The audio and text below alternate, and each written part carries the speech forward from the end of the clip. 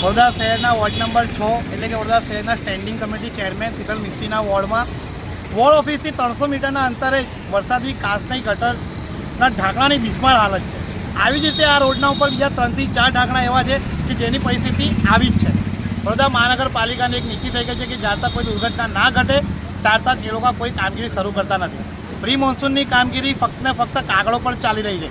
વિશ્વામિત્રી મોટી કરવાની ઊંડી કરવાની કામગીરી તો ચાલી રહી છે, પરંતુ એની જોડે જોડે મહાનગરપાલિકાએ વરસાદી કાંસોને સાફ કરવાની અને આ પ્રકારના ઢાંકણાઓ કે જે આ બિસ્માર હાલતમાં છે એને પણ રિપેર કરવાની કામગીરી કરવી જોઈએ। પરંતુ મોટા મોટા ઇજારદારોને ઇજારાઓ આપીને અને ફક્ત કાગળો પર કામ બતાવી અને પૈસા પાસ કરી લેવાનું એક મહાનગરપાલિકાનું મોટું કારસું ચાલી રહ્યું છે, જેનું જીતું જાગતું નમૂનો આ વરસાદી કાંસને આ બિસ્માર હાલત છે।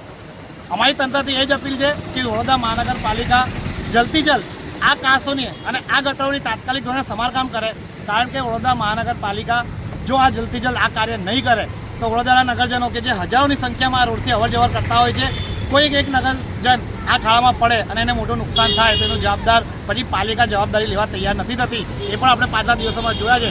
ત્યારે કોઈ હોનારત થતાં પહેલાં જ આ કામગીરી કરી દેવામાં આવે એવી માંગ અમે પાલિકા દ્વારા કરી રહ્યા છીએ। આપનું નામ? પવન ગુપ્તા, પ્રમુખ વડોદરા શહેર યુથ કોંગ્રેસ।